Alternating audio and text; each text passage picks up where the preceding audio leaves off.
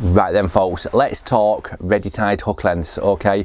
Some are absolutely fantastic, some are absolutely diabolical, and some have made massive changes, and it's one of those that I want to talk about now, the one that has made the biggest changes to theirs from what I'm led to believe and what I've also experienced myself. I'm not going to BS you on this channel, I've said that from day one.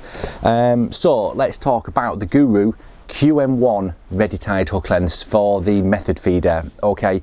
I've had a few batches of these over the years, and there was always the inherent problem that you'd hook into a fish or you'd get a good savage bite and kapow, it'd snap just under that loop, and that cost me 3 fish on the bounce in one match.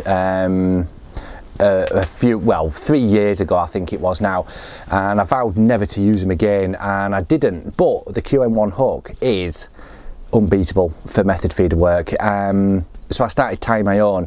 I then got a bit lazy, bought a few more ready tied ones, and I had the same problem. I hooked into a fish, within 2 seconds it had snapped under that knot, and it proper knocked me off. So contacted Guru. Their standard response was, take them back to where you bought them from. So I did, and all they wanted to do was exchange it for more of the same, and I weren't having it. So I just gave up almost. And then a few months had passed, and I was doing a method feeder session, and I was using the Matrix MXC hooks, and I was doing really well, getting plenty of fish out, and I thought I'm just going to swap over onto a QM1.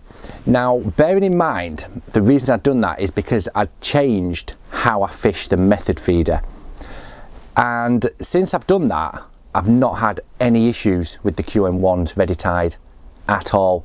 Now, I don't know if it's because they've changed the line that they're using on them, so it's less brittle under that knot, or it's a result of how I've changed how I fish them.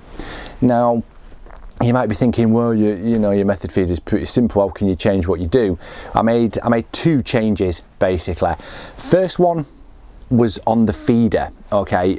You get those little things, don't you, the hook connector things that sits in the bottom of the feeder.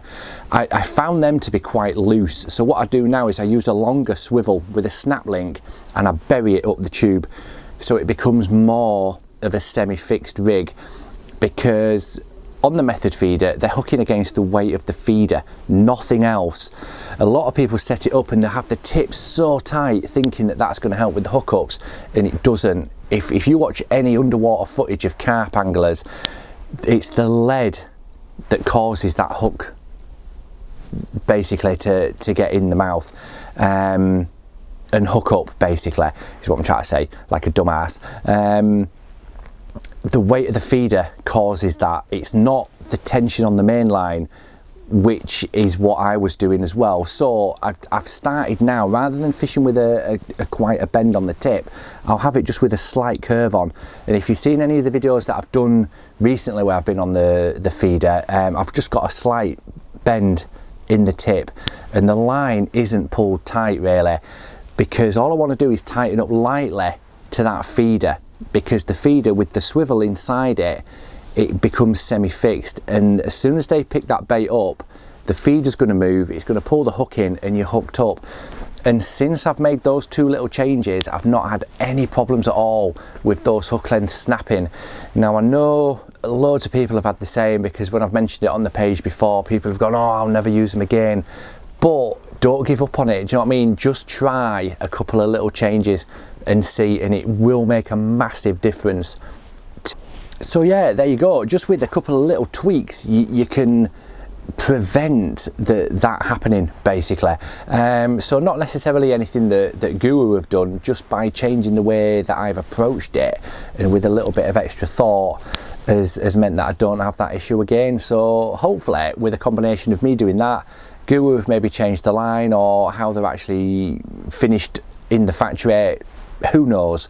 But if you've had the problems with them, don't give up on them, because they're a phenomenal hook, okay? So give it a go. Cheers.